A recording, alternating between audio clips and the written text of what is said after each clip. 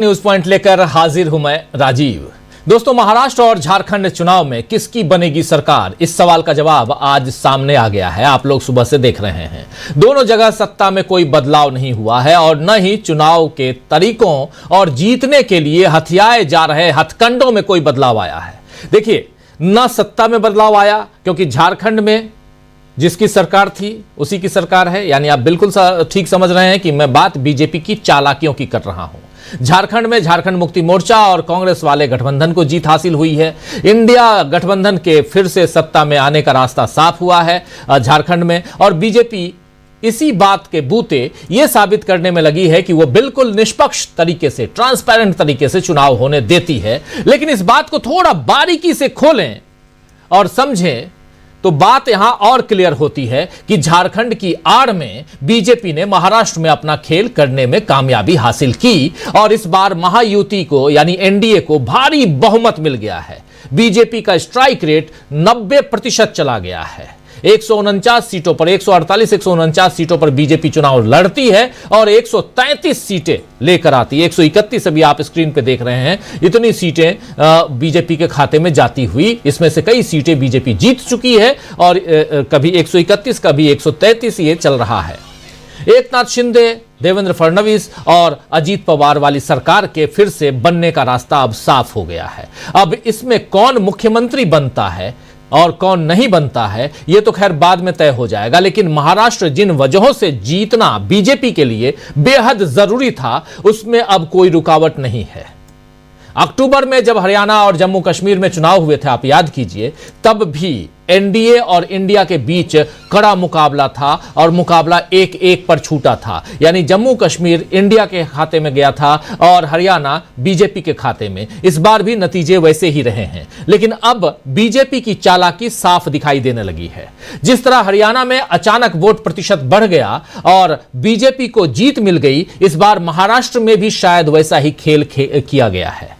लेकिन level playing field बनी हुई है, यह दिखाने के लिए झारखंड में बीजेपी ने अपना खेल नहीं खेला। आज बीजेपी के इस खेल के बारे में कांग्रेस ने एक प्रेस कॉन्फ्रेंस में खुलकर कहा भी है कि क्या कुछ वहां हुआ, वो बयान आपको सुनाऊंगा। लेकिन उससे पहले यह देखना भी जरूरी है कि इन चुनावों में देश में 2 मजबूत महिला नेताओं का चेहरा सामने आया है। पहला चेहरा प्रियंका गांधी का है। प्रियंका गांधी ने वायनाड में भारी अंतर से जीत दर्ज की है और अब वो बाकायदा संसद पहुंचेंगी। वहीं कल्पना सोरेन, जी हां, झारखंड में कल्पना सोरेन ने एक बार फिर अपनी गांडेय सीट को बरकरार रखा है और आज हेमंत सोरेन ने उन्हें स्टार कैंपेनर कहकर स्वागत किया। इस बारे में एक ट्वीट भी किया गया है। लेकिन प्रियंका गांधी ने अपनी जीत के बाद क्या कुछ कहा है, आइए सबसे पहले उसको सुनते हैं। प्रियंका गांधी अब सांसद हैं वायनाड की, 4,10,000 से ज्यादा मतों से जीतकर एक रिकॉर्डधारी सांसद हो गई हैं वायनाड की प्रियंका गांधी। अपने भाई के रिकॉर्ड को तोड़ा है प्रियंका गांधी ने। ये सारी बातें यहां हम कह रहे हैं, लेकिन जब लेवल प्लेइंग फील्ड की बात होगी, जब उस मसले की बात होगी जहां महाराष्ट्र के चुनाव नतीजों की बात हम करेंगे, तब बहुत सारी चीजें यहां खुलकर और आ जाएंगी सामने। लेकिन पहले सुनिए प्रियंका गांधी को। For giving me the honor to represent them, for giving me so much love in my whole campaign while I was there, and then for voting for me in the manner that they have. It's a testament to the fact that my brother worked hard there, and their love for him and their trust in me. So I feel it's a great honor and I will respect it fully. And I just was happy getting the love of the people. Now soon, in the next 2-3 days, as soon as my brother also has time to come. Let's see what बहुत खुश नजर आ रही हैं प्रियंका गांधी, क्योंकि वो पहली बार जीत कर आई हैं और अब सांसद हैं लोकसभा से। अब लोकसभा में परसों से यानी 25 तारीख से लोकसभा और राज्यसभा यानी संसद का जो शीतकालीन सत्र है उसकी शुरुआत होगी, तो ये प्रियंका गांधी भी वहां मौजूद दिखाई देंगी। वहीं दूसरी तरफ अगर आगे बढ़ें और चलें झारखंड, तो वहां कल्पना सोरेन किस तरह झारखंड मुक्ति मोर्चा और इंडिया की जीत को लेकर आश्वस्त थी और इस बात को कल्पना सोरेन ने खुद बताया है। आइए जरा सुन लेते हैं कल्पना सोरेन को क्या कह रही हैं। और सबसे बड़ी चीज कि उन्होंने साफ साफ कहा है कि मैं आश्वस्त थी कि जीत हमारी होगी, इंडिया गठबंधन की होगी। सुनिए कल्पना सोरेन को। पे देखा है झारखंड में लागू किया, बिजली बिल माफ की, किसानों का बिल माफ किया। क्या लग रहा है ये जो आप लोगों की योजनाएं हैं ये क्या कामगार साबित हुई? क्या कल्पना अब वो वास्तव में परिवर्तित हो चुकी है? देखिए, मैं ये कहना चाहती हूँ झारखंड की हमारे बड़े बुजुर्ग, जिस तरीके से मैंने आपको पहले भी बताया, हमारे बड़े बुजुर्ग हो गए, हमारी मैया हो गई, हमारे दादा भाई दादा हो गए, हमारे युवा साथी हो गए। आज कहीं न कहीं इन्होंने विश्वास जताया हेमंत सोरेन जी के ऊपर। तो ये सरकार अबुआ सरकार है, ये सरकार झारखंड के लोगों की सरकार है। तो मैं बस ये समझती हूँ कि उन्होंने अटूट विश्वास हेमंत जी के ऊपर में जताया। जो आंकड़े आज दिखे गए हैं, जो सीट आप लोगों को मिला, क्या उम्मीद था कि इतने बहुमत से आप लोग अब सरकार? तो मैं तो मेरे पास सवाल आता तो मैं यही बोलती थी ना, बहुमत से बहुत ज्यादा। तो आशीर्वाद मिला है और हेमंत जी बेटा बन करके, भाई बन के जिस तरीके से सेवा कर रहे थे पहले झारखंड की, अब आने वाले वक्त में उससे और कहीं ज्यादा मेहनत करेंगे। जिस तरह से स्वीप किया एक सीट छोड़ के, क्या कहना चाहेंगे? कोल्हान की वो लोग बात कर रहे थे और जिस तरह से और भी जो सीट है जहां तक लग रहा था कि जेएमएम थोड़ा पीछे, उसमें भी आगे आके निकली है, क्या कहना चाहेंगे? मैं बस ये कहना चाहूंगी कि प्रतिस्पर्धा है और प्रतिस्पर्धा में आशीर्वाद, प्यार, दुआ हमारी झारखंड की आवाम ने किया है, झारखंड की जनता ने किया है और ये जनता जनार्दन है। और ये 5 साल का प्यार, उन्होंने विश्वास, जनादेश हेमंत सोरेन जी के। तो आप सुन रहे थे यहां कल्पना सोरेन को। कल्पना सोरेन ने यहां बता दिया है कि बीजेपी के सारे हथकंडे हेमंत सोरेन को झुका नहीं सके। ये बात यहां बहुत महत्वपूर्ण है। चंपाई सोरेन खुद तो चुनाव जीत गए, लेकिन अब बीजेपी को वो क्या दे पाएंगे या बीजेपी उनका इस्तेमाल कैसे करेगी, ये देखना होगा। लेकिन सबसे पहले यहां चंपाई सोरेन तक जाएं। हेमंत सोरेन के बारे में वो जो बात कह रही हैं बहुत महत्वपूर्ण। हेमंत सोरेन ने इसके बाद प्रेस कॉन्फ्रेंस की। प्रेस कॉन्फ्रेंस में हेमंत सोरेन क्या कुछ कह रहे हैं, जरा उसकी एक छोटी सी वानगी वो भी देख लेते हैं, सुन लेते हैं। आप सबको मालूम है कि इस राज्य में इंडिया गठबंधन और एनडीए के बीच में ये चुनावी प्रतिस्पर्धा चली और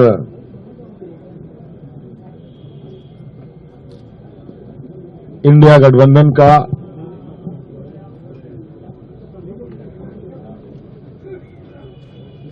बेहतरीन प्रदर्शन होता दिख रहा है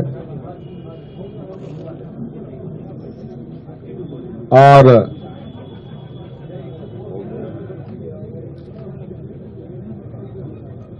राज्य की मतदाता को,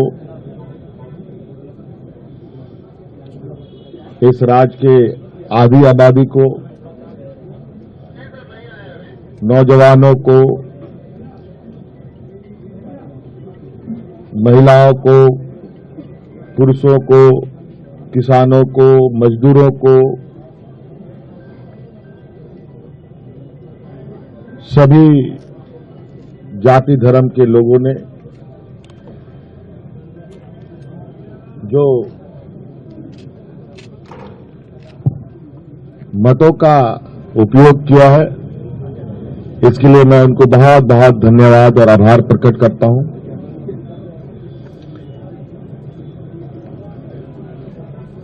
और लोकतंत्र का इस महापर्व को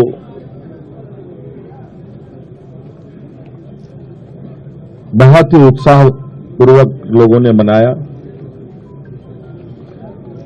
विशेषकर हमारे राज्य की आधी आबादी, महिला समूह, जिन्होंने बढ़ चढ़ करके हिस्सा लिया, लोकतंत्र को मजबूत करने में एक अहम भूमिका निभाई। नौजवानों ने, जिन्होंने पहली बार अपना मत डाला होगा, उन लोगों ने भी।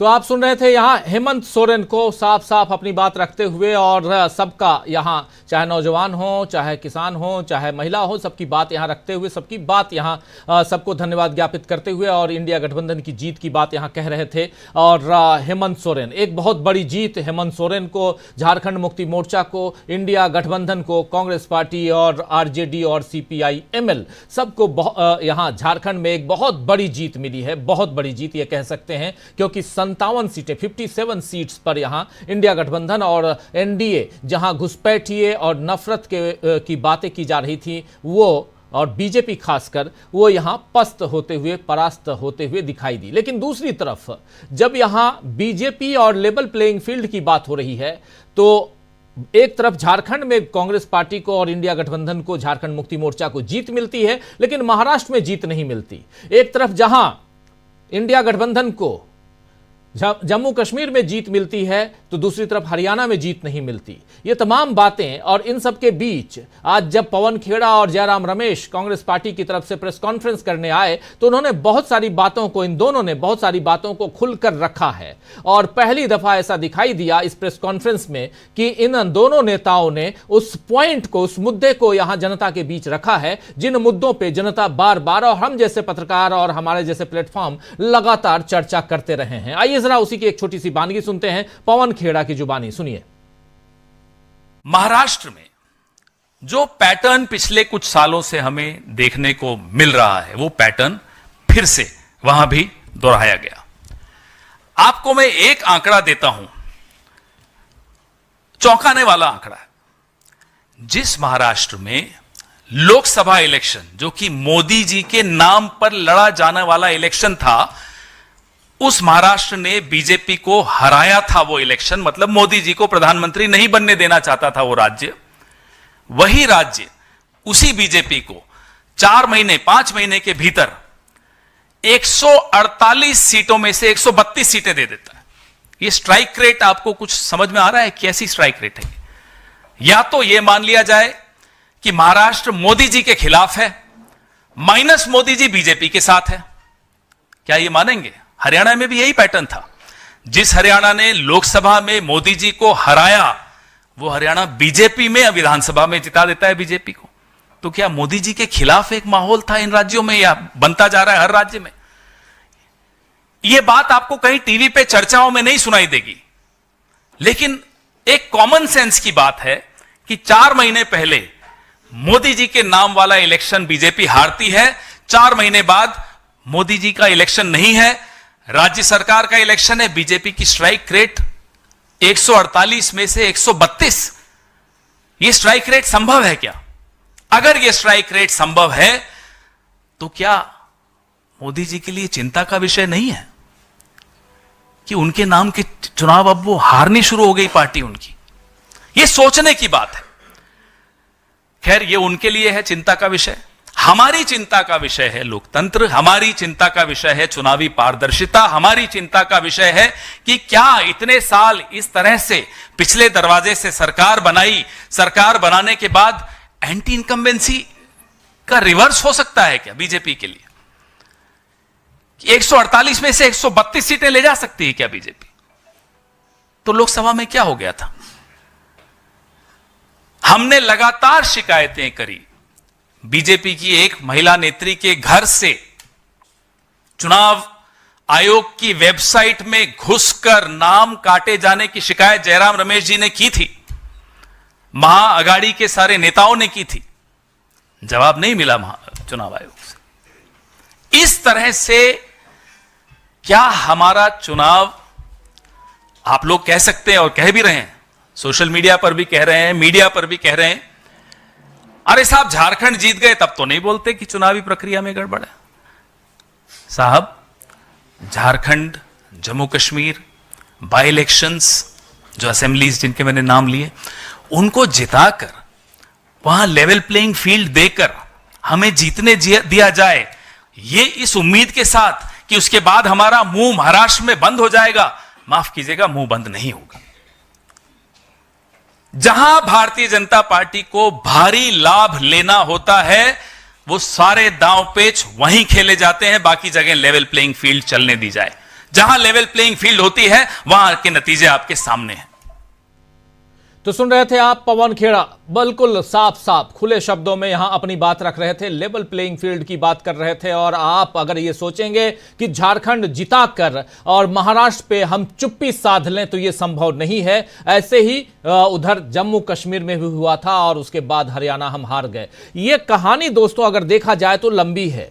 आप याद कीजिए, हिमाचल प्रदेश और गुजरात दोनों के इलेक्शन एक साथ हुए थे। हिमाचल प्रदेश कांग्रेस जीतती है, गुजरात बीजेपी जीतती है। ऐसे और भी कई राज्यों की बातें धीरे धीरे आप देखेंगे। और आज यहां पर जब आप देख रहे हैं तो दो राज्य, ये दो राज्यों की कहानी, इसके पीछे की कुछ रणनीति जरूर रही होगी। इन सब से हम इन सब का पर्दाफाश करेंगे आज इस कार्यक्रम में। बहुत इंपॉर्टेंट है लेवल प्लेइंग फील्ड। क्या विपक्ष को लेवल प्लेइंग फील्ड मिल रहा है? क्या विपक्ष को यह सोचकर सिर्फ चुप हो जाना चाहिए कि उसे झारखंड मिल गया और महाराष्ट्र में 90% से ज्यादा का स्ट्राइक रेट बीजेपी के पास है, यानी 149 में से 132-33 सीटें उसके पास हैं, तो और उसके अलावा बाकी शिवसेना शिंदे गुट और अजित पवार एनसीपी गुट ने बांट लिया, तो क्या इससे खुश हो जाना चाहिए या यहां दुखी होकर चुप हो जाना चाहिए, बैठ जाना चाहिए? शायद बिल्कुल नहीं। यानी बीजेपी ने महाराष्ट्र में सारी मशीनरी और तिकड़म का इस्तेमाल करके चुनाव जीता है, लेकिन इसे माइक्रो मैनेजमेंट का नाम दिया जाता है। यह बात आज भी कांग्रेस ने कही है। क्या बीजेपी की चालाकियों की पोल खुलने के बाद महाराष्ट्र में सत्ता बरकरार रखना उसके लिए संभव होगा, या अभी महाराष्ट्र में और गोटियां चली जाना बाकी हैं? बहुत सारे सवाल हैं। इन सवालों का जवाब आज इस चर्चा में हम खोजेंगे, ढूंढेंगे। और सबसे बड़ी बात कि बीजेपी ने कैसे खेल करना चालू किया है। 2024 के लोकसभा चुनाव को आप याद कीजिए, जहां बीजेपी 240 सीटों पर सिमट कर रह जाती है और उसके बाद नरेंद्र मोदी का हौसला पस्त होता है, डाउन दिखाई देते हैं। लेकिन ये 4 राज्यों में से 2 राज्य अपनी झोली में। और मजेदार तथ्य यहां पर देखिए, हरियाणा उनके पास ऑलरेडी था, पहले से था। महाराष्ट्र पहले से उनके पास था। यहां कुछ भी नया नहीं है। अगर ऐसे रिजल्ट के हिसाब से देखा जाए तो कुछ भी नया नहीं है। बीजेपी को यहां कुछ भी गेन नहीं हुआ है, क्योंकि बीजेपी के खाते में ये दोनों राज्य पहले से बरकरार थे। उसके बाद भी बीजेपी अपने हौसले को बुलंद रखने के लिए, अपने समर्थकों में एक उत्साह कायम करने के लिए कुछ ऐसी तिकड़में करती है जिससे विपक्ष पस्त नजर आता है। इन सब पर आज